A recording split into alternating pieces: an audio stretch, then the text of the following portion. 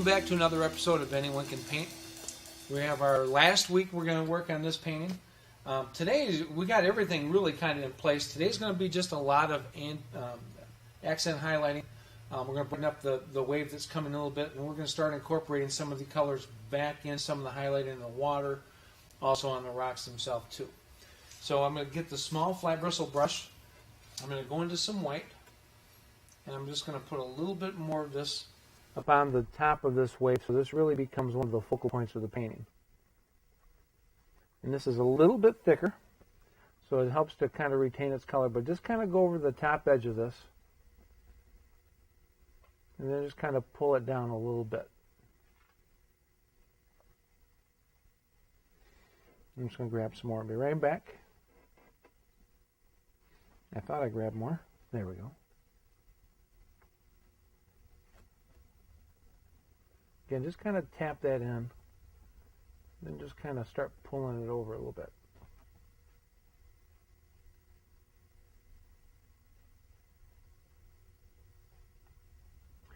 And then while we have that color,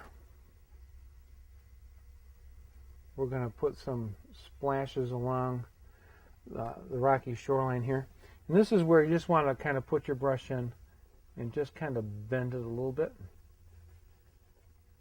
You'll get those splashes. We've done this many times. I'm sure this is not a new technique to most of you. If it is, you just go in and you just lightly bend your bristles up like that. And where the bend of the bristles occur, that's what gives you the splash. This same technique also works really well if you're putting in weeds and things like that. You can do the same thing. But just kind of put this right along the base of these rocks, and that'll settle the rocks down in a little bit, plus kind of puts a little bit of action over there. There, just like that. Alright, with that white, we're going to start incorporating some of the colors in the sky. So we're going to grab some orange.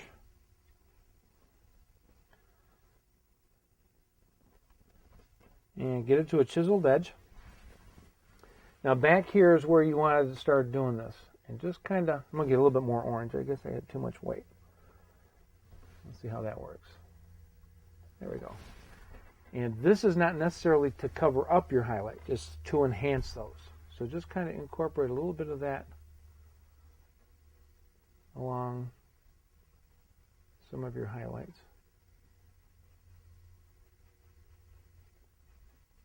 Again, nice light touch.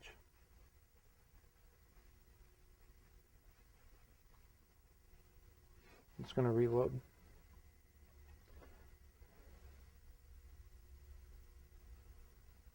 I picked up a little bit more orange.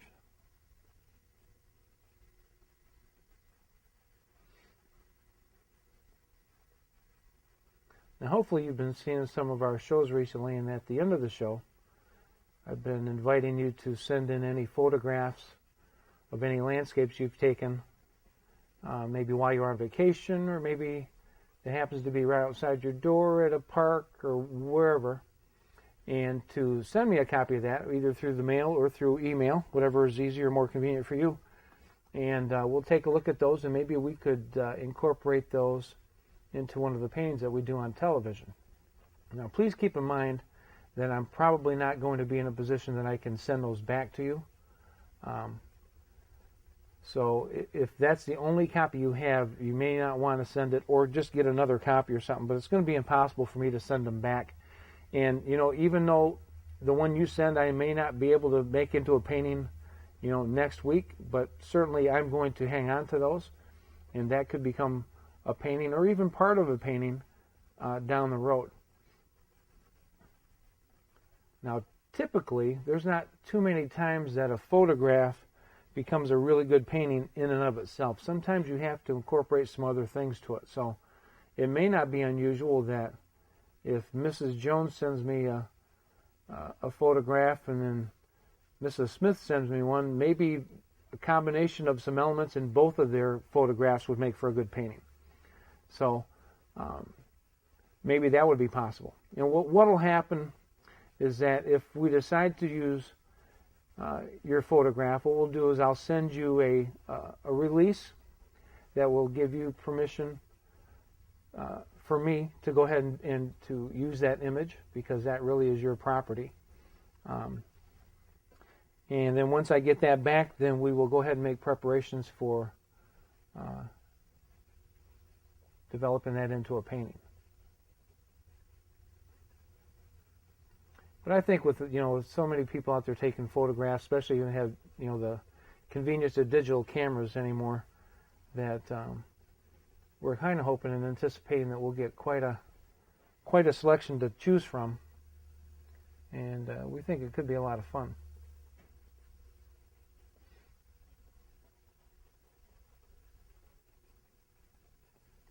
And as you know, that the contact information, whether it's through mail, our address is at the end of the show in the credits.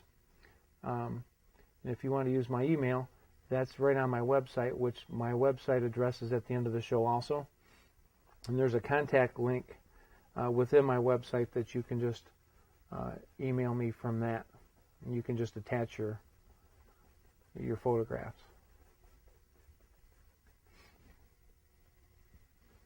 Again, we're just kind of continuing with the accent highlighting, just incorporating some of the orange that we're pulling in from the sky into some of the highlights, just so there's a little hint of that color. We're going to put some on that bigger wave too. I'm just not to there yet.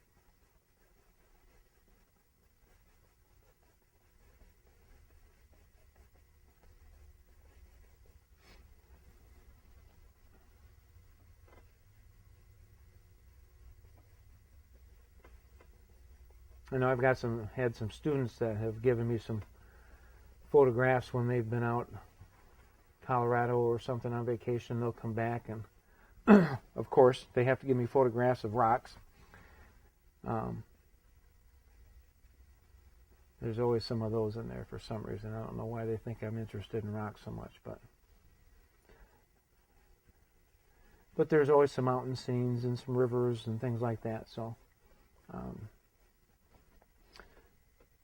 hopefully we get a lot to pick from. We come up with some really good paintings.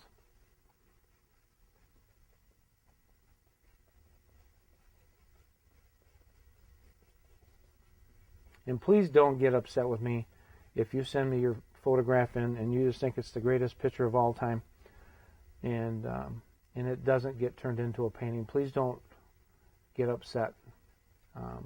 There's only so many I can do, for one, and for two, sometimes a really nice photograph is just that, a nice photograph, and they don't always turn into nice paintings. So please don't get upset with me, and I promise you that I'm not going to throw them away. I'm going to keep them as reference. And like I said, maybe it'll turn out to be a painting down the road. Just never know.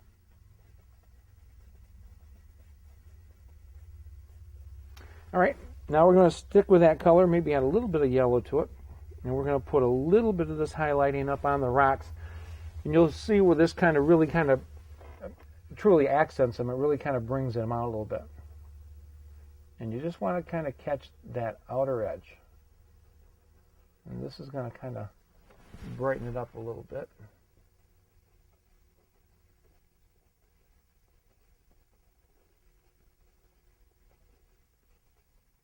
Let me add a little bit more white to this. There we go. And again, I'm not necessarily covering up everything that I've done. I'm just kind of putting a little bit more color to it, just so it stands out a little bit more.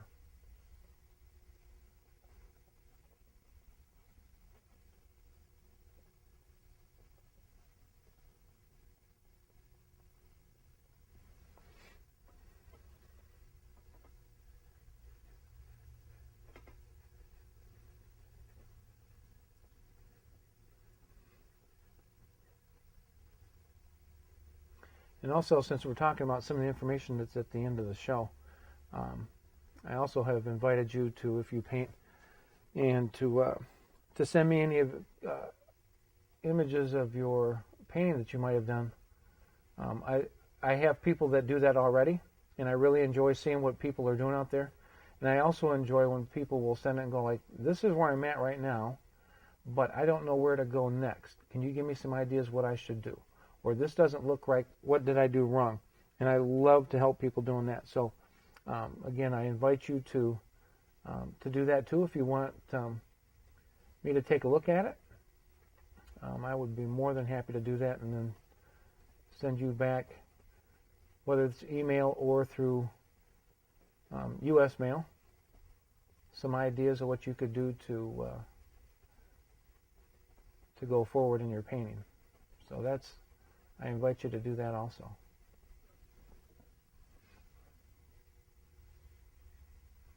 You can see where I'm just putting on a little bit of this just to bring it out. You don't have to do a lot.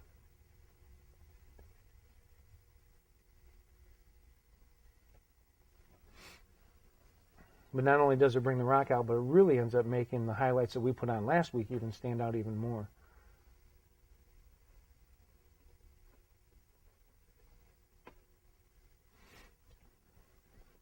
Just had to get some of the excess paint off my brush.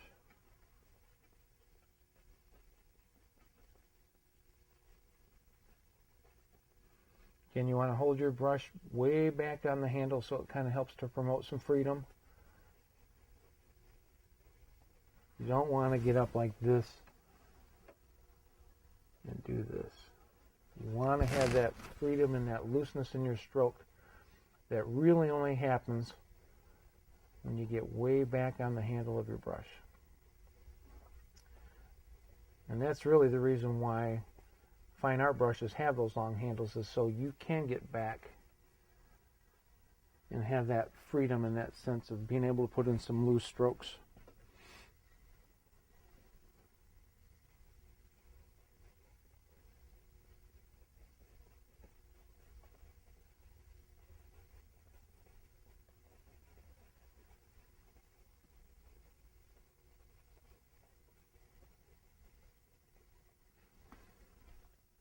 When you don't see me, I'm just reloading my brush.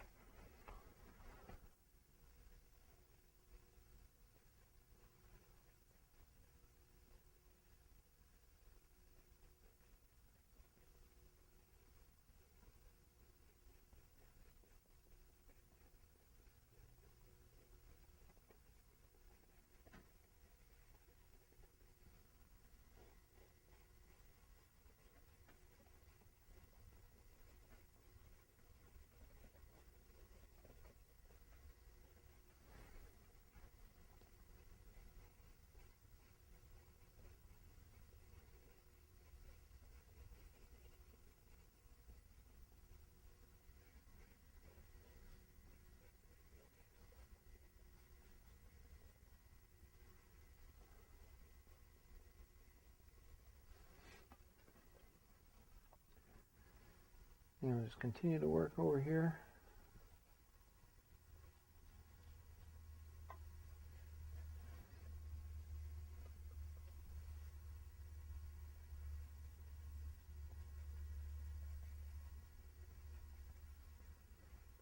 That time I picked up a little bit more white, which is perfectly fine.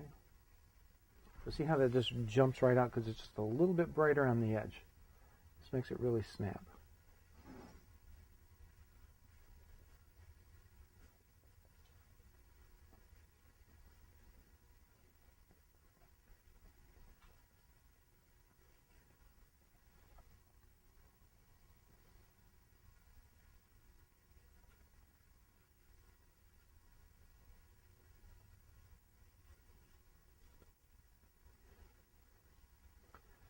I've often talked about this, and even on the set I get razzed about this, and I get razzed about it in class. I get razzed about it all the time about me and rocks. Let me give you a little history about rocks. Years ago, when I couldn't paint a rock with a hoot, it was a very frustrating thing, and I couldn't find anybody who could teach me how to do them where they looked a little bit more lifelike and just so they looked a little bit more effective. So I ended up traveling, I think it was out to Colorado, to visit an artist who I thought did rocks very, very well. And so I went out and spent a few days with him. And learn how to paint rocks. And I remember the very first time when I did it, I was out there and I was painting a river scene, and to kind of justify having rocks. So I did this river scene, and I put rocks all along the shoreline and stuff, just so I could get used to or have to paint more rocks. So as I did that, I got them all in, and he kind of came around and asked me if I had stepped back from the painting to take a look at what I've been doing. And I wasn't aware of the benefit of being able to stand back to see. And I said, no, I'm looking at them right here. I can see them pretty good.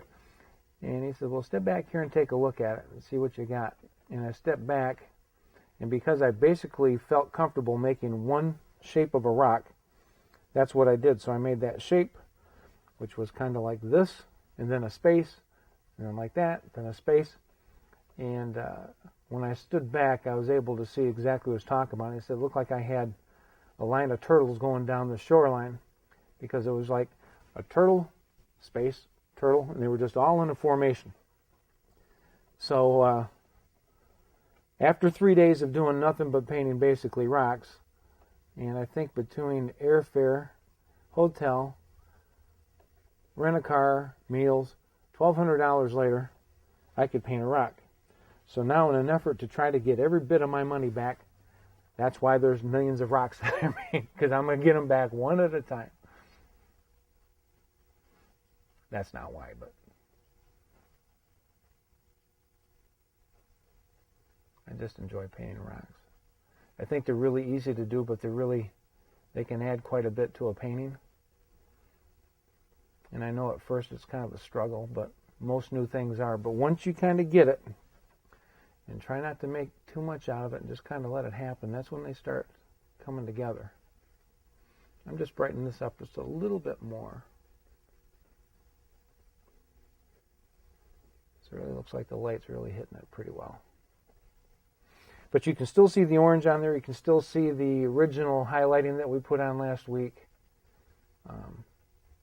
This is just another layer of accent. Again, you just want to use this sparingly.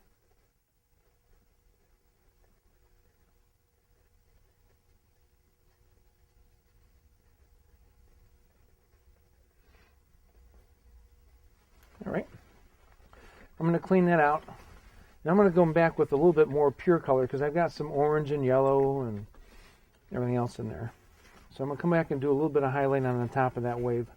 This is mostly white, a little bit of orange. And I'm just going to go up here. And you want to incorporate a little bit of this color into there. And then pull a little bit over.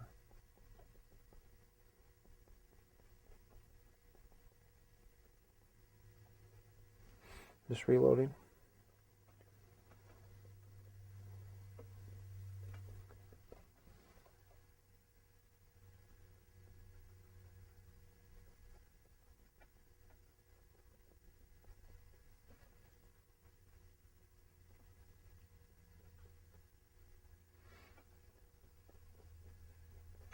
And just kind of flipping a little bit of that color into here.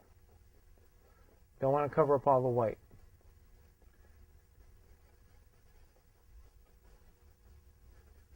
Because when water starts to spray out from the body of water, light catches it and it does become much lighter, but you still need to have a little bit of this color in there.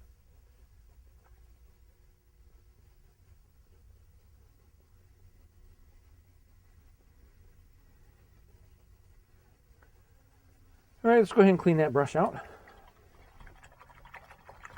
But you can really see, and if we can have the camera come in, especially on this rock, you can see where we've got the basic shape of the rock. We put highlights on there.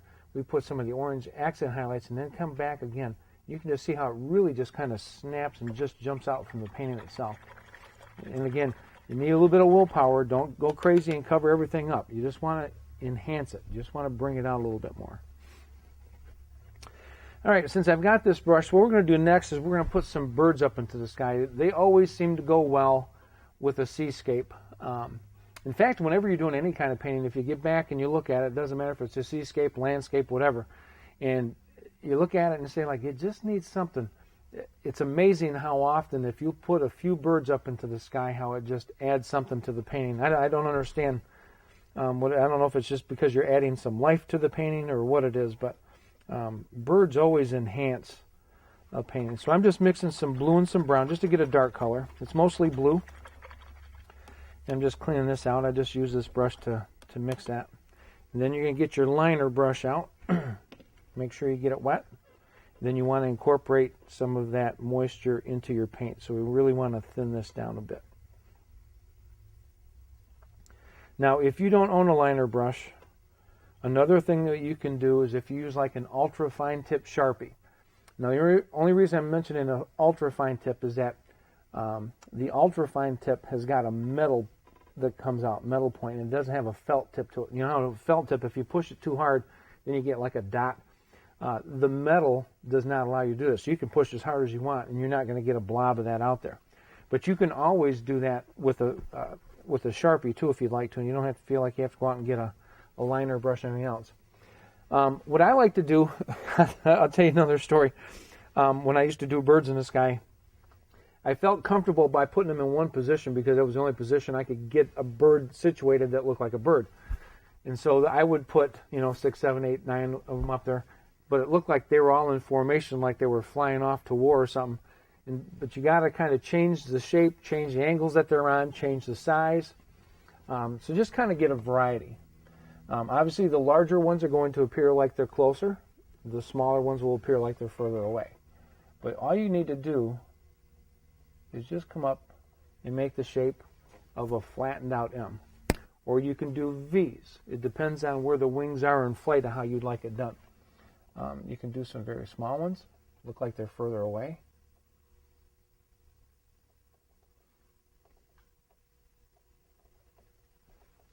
But you can just put as many or as few as you want.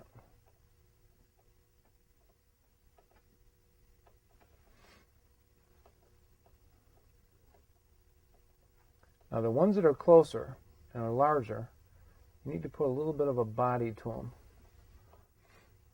Because again, anything that's closer you need to have a little bit more detail to. But I mean, you can go crazy with these things and put as many or as few in there as you'd like. And it's totally up to you. But they do add an enormous amount of detail to your painting. It just does a lot to it.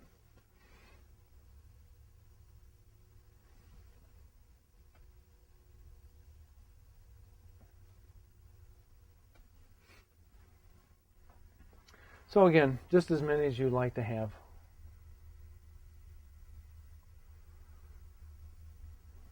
Okay, we'll clean out our brush.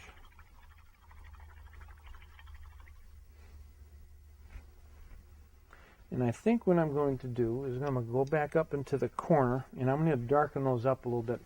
Oftentimes the corners you want to have a little bit darker, because what that does is that acts like an eye shield and pushes your eye back in towards the center.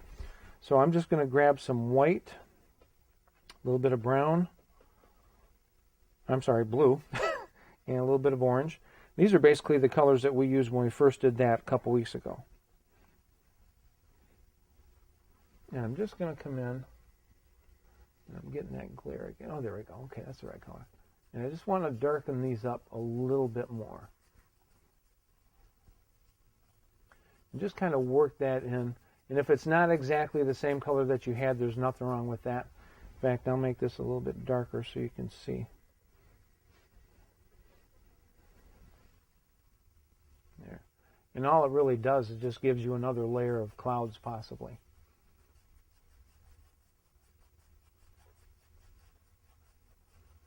But just work that in a little bit. You don't have to go really too far. But again, it is always kind of nice to have the corners a little bit darker. And it stops your eye from drifting off the canvas.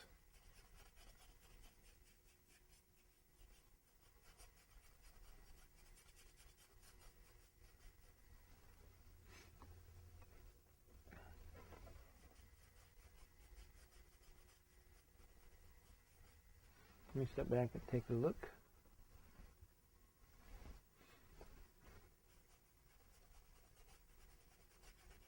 And just kind of softly work those towards the center.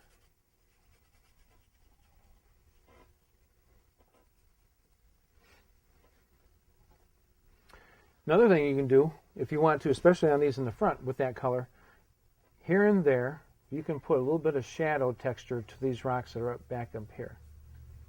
Again, hit and miss. This will just put a little bit of texture because they're a little bit closer to us. You might see a little bit more, but these are in the shadow side, so you don't want to get these very bright. But you can put a little detail to it. And these are just all the little things you can do just to really will make your painting stand out. But remember to allow some of that dark to show through. Very important. Might as well throw a little up here since we got some on the brush. But again, hit and miss. Not too much.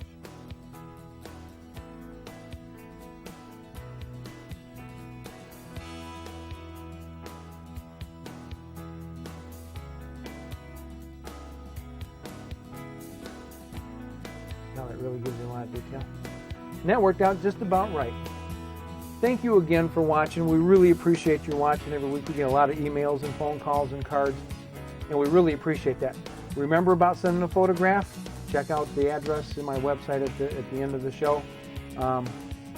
Send me any photographs of your paintings that you're doing. I can help you out with that. But you can do this. I promise you, you can do this. Anyone can paint. Thank you so much again for watching. We'll see you next time.